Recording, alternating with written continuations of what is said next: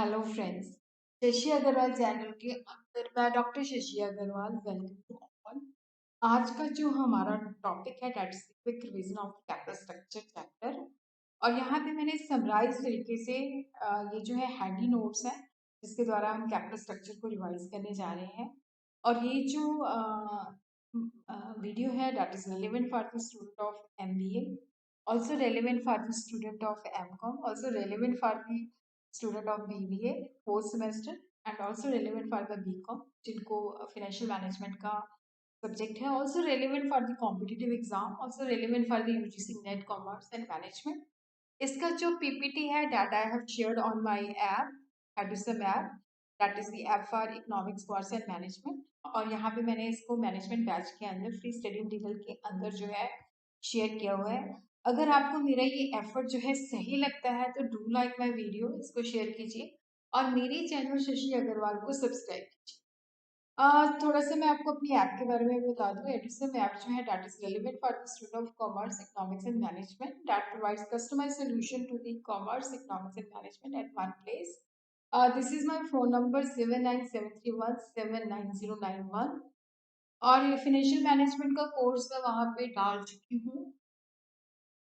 और इस कोर्स को हम कैसे कवर करेंगे? Through live classes, recorded lectures, summarise notes I will be providing, detail notes I will be providing, even कुछ MCQ फॉर्म के अंदर test series will also I provide, कुछ मैंने वहाँ पे अपलोड कर दिया है।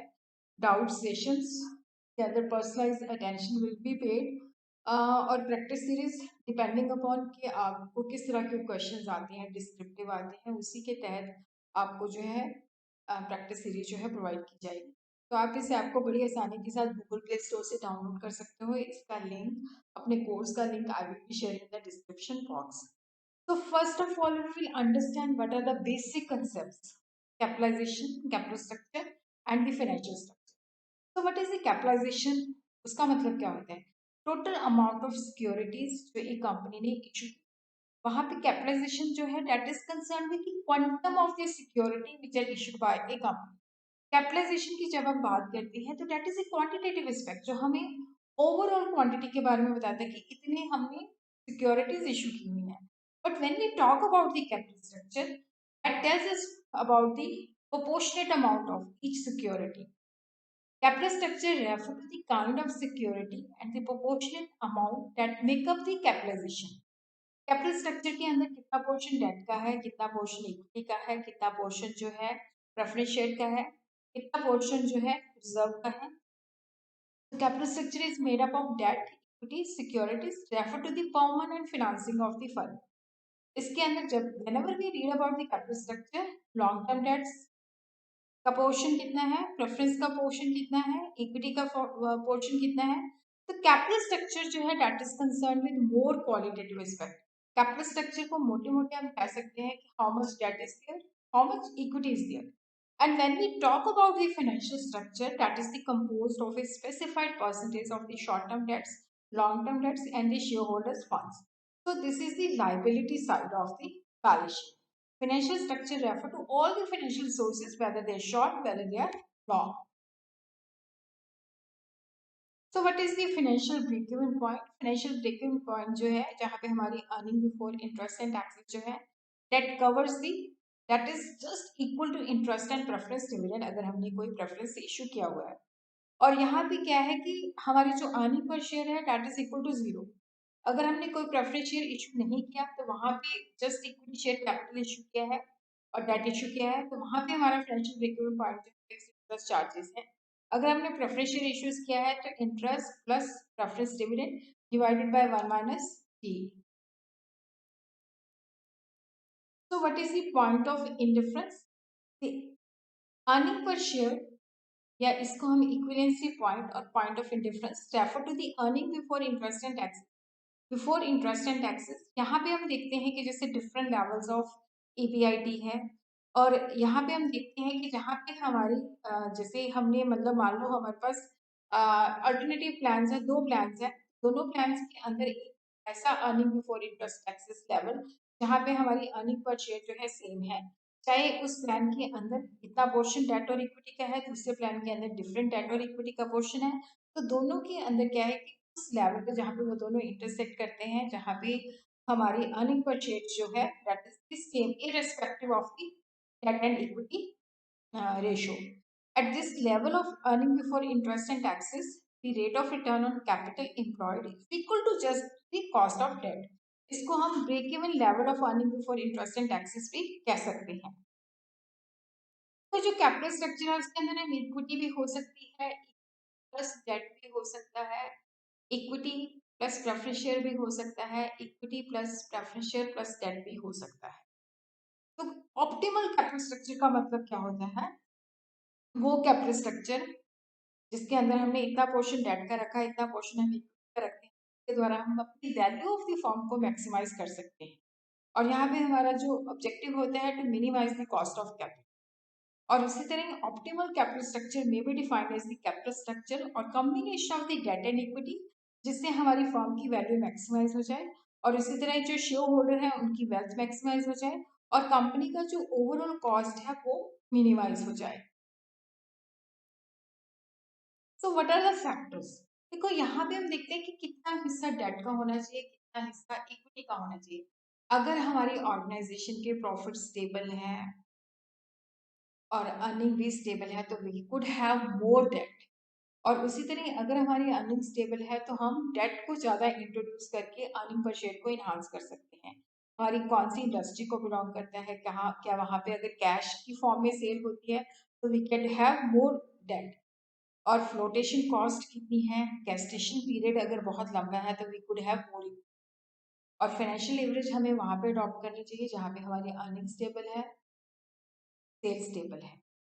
और उसी तरह जहाँ पे कॉस्ट ऑफ कैपिटल, जैसे हम इक्विटी के ऊपर कॉस्ट क्या है, डेट के ऊपर कॉस्ट क्या है, वो कंपेयर करते हैं। हमारा ओवरऑल ऑब्जेक्टिव जो होता है to minimise the cost of capital. तो ये सारे फैक्टर जो हम देखते हैं, जैसे कंट्रोल है, तो वहाँ पे अगर हम और इक्विटी इशू करते हैं तो कंट्रोल डिल्यूट हो जाता है। तो जब हम डेट का इस्तेमाल करते हैं वहाँ पे कंट्रोल उतना ही रहता है। इन्वेस्टर्स की एक्सपेक्टेशन क्या है और उसी तरह क्या है कि हमारे एसेट स्ट्रक्चर क्या है। अगर हमारा जो एसेट स्ट्रक्चर है उसका फिक्स एसेट ज़्यादा है तो we could have more debt. और उसी तरह मार्केट के अंदर कंडीशंस कैसी हैं, डिप्रेसिंग है, ऑप्टिमिस्टिक है। अगर ऑप्टिमिस्टिक है तो वी कुड हैव मोर, अगर पेसिमिस्टिक है तो we could have to use debt. तो what are the capital structure decision? They are influenced by the theories of capital structure. और कैपिटल स्ट्रक्चर के अंदर हमारे पास earning before interest and taxes and earning पर share approach है, जो मैं आपको पहले ही बता चुकी हूँ। जो थ्योरीज हैं, net income approach, net operating income approach, traditional approach, Modigliani and Miller approach, trade off theory and pecking order theory. Capital structure relevance theories जो कहती हैं कि हमें जो है डेट का पार्ट होना चाहिए, जो है उसकी वैल्यू को इन्फ्लुएंस करता है। Net income approach which is given by David Durand and traditional approach by Ezra Solomon. उसी तरह net operating and approach that is given by David Durand, Modigliani and Miller approach and trade off theory. So what are the general assumption of the capital structure theory? There are two sources of funds, equity and debt. जो date है उसके ऊपर हम fix interest पे करते हैं। यहाँ पे हम अज्यूम करते हैं कोई प्रेफरेंशियल कैपिटल यूज नहीं किया जाता। Total asset of the firm जो है वो गिवन है और इन्वेस्टमेंट डिसीजन के अंदर कोई चेंज नहीं। और यहाँ पे फर्म की जो पॉलिसी है वो पूरा का पूरा प्रॉफिट जो है शेयर होल्डर को डिस्ट्रीब्यूट कर देती है। ऑपरेटिंग प्रॉफिट जो है फर्म के दिए हुए हैं, कांस्टेंट है और वो ग्रो नहीं हुई। और इसी तरह बिजनेस रिस्क जो है that is also constant, that is not also influenced by the financing mix. Again अब मैं आप लोगों को अपनी ऐप के बारे में बता दूं, that is taxon app, that is the relevant for the student of commerce economics management, जिसको आप बड़ी आसानी के साथ जो है डाउनलोड कर सकते हो। उसका link I will be sharing in the description box. Business is constant है, यहाँ पे हम अज्यूम करते हैं कोई टैक्स नहीं है, इन्वेस्टर की एक्सपेक्टेशन के अंदर कोई डिफरेंस नहीं है। कॉस्ट ऑफ डेट जो है that is less than the cost of capital, कोई फ्लोटेशन कॉस्ट नहीं है। और वैल्यू ऑफ द फर्म जो है उसको हम नेट ऑपरेटिंग प्रॉफिट को ओवरऑल कैपिटलाइजेशन से कैपिटलाइज कर सकते हैं। और फर्म जो है उसकी परपेचुअल लाइफ है, काफी लंबी लाइफ है।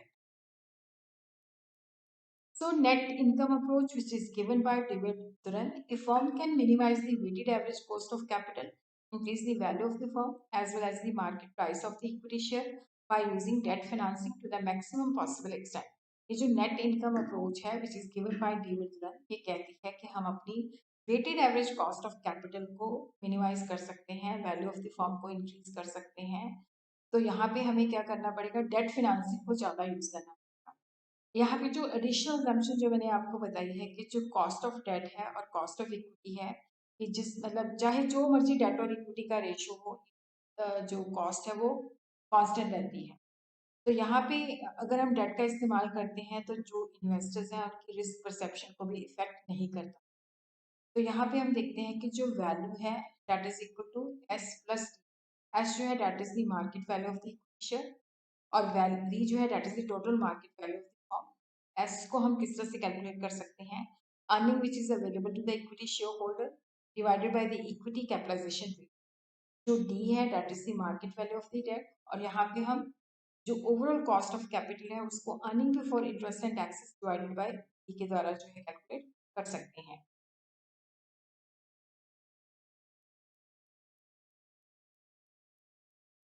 Net operating income approach that is also given by the run, that is just opposite of net income approach।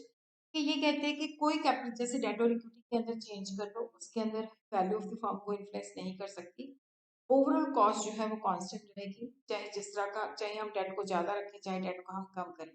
तो हर एक कैपिटल स्ट्रक्चर जो है debt is the optimal capital structure.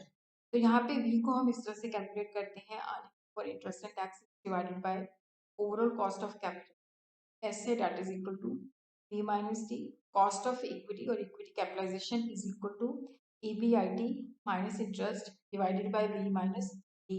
D जो है that is the market value of the debt, जो है that is the value of the firm। Traditional approach जिसको हम इंटरमीडिएट अप्रोच भी कह सकते हैं, ये नेट इनकम अप्रोच और नेट ऑपरेटिंग इनकम का दोनों का जो है शेयर है। हम एक सीमा तक जो है वैल्यू ऑफ द फर्म को इन्हांस कर सकते हैं, कॉस्ट ऑफ कैपिटल को डिक्रीज कर सकते हैं बाय यूजिंग मोर डेट, कि डेट जो है चीपर सोर्स ऑफ फंड है than equity. Optimum capital structure को हम मतलब प्रॉपर डेट और इक्विटी मिक्स के द्वारा जो है रीच कर सकते हैं। बट एक सीमा के बाद क्या होता है कि यहाँ पे अगर हम डेट को इंक्रीज करते हैं तो कॉस्ट ऑफ इक्विटी जो है वो बढ़ जाती है, क्योंकि फाइनेंशियल रिस्क जो बढ़ जाता है। एक सीमा तक we could have introduce more debt, जिससे क्या है कि हमारी ओवरऑल कॉस्ट जो है रिड्यूस होती है और value of the firm enhance होती है। और जब हम उस सीमा को टाप जाते हैं तो वहां पे उस सीमा को क्रॉस कर जाते हैं तो नुकसान होता है। मोतीगलानी एंड मिलर अप्रोच जो है in the absence of taxes, तो थ्योरी ऑफ रेलेवेंस है, अगर टैक्सेस है तो थ्योरी ऑफ रेलेवेंस है। तो यहाँ पे हम देखते हैं कि cost of capital is not affected by changes in the capital structure, so the debt equity mix is irrelevant.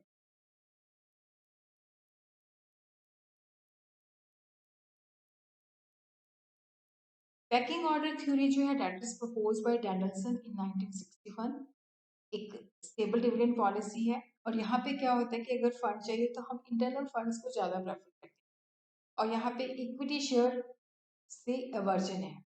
तो जब भी इनको फंड चाहिए होते हैं तो पहले इंटरनल फिनेंसिंग से, अगर वो सफिशिएंट नहीं है डेट, अगर कोई और चारा नहीं है तो ट्रेड ऑफ थ्योरी है कि किस तरह से हम डेट और इक्विटी के अंदर जो है ट्रेड ऑफ करते हैं ताकि हमारे पास प्रॉपर मिक्स ऑफ डेट और इक्विटी का हो। Financial distress and agency cost when a firm uses more and more of debt in capital mix, तो फाइनेंशियल रिस्क बढ़ जाता है। फाइनेंशियल रिस्क का मतलब होता है कि जब हम डेट को इंट्रोड्यूस करते हैं तो उस पर इंटरेस्ट देना कंपल्सरी होता है। तो क्या हमारे प्रॉफिट सफिशिएंट है इंटरेस्ट को देने के लिए, चाहे हमारे पास इंटरेस्ट प्रॉफिट है या नहीं है, but we have to make the payment of interest, वो फाइनेंशियल रिस्क होता है। जब हम ज़्यादा डेट को इस्तेमाल करते हैं तो फाइनेंशियल रिस्क बढ़ जाता है।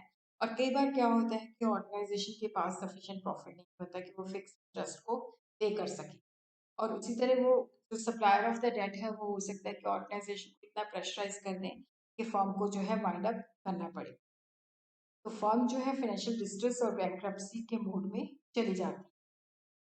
So what are the principles of the capital structure decision? Cost principle, risk principle, control principle, flexible principle and the timing principles। Again आप मेरी ऐप को डाउनलोड करके इस वीडियो को जो है एक्सेस कर सकते हो।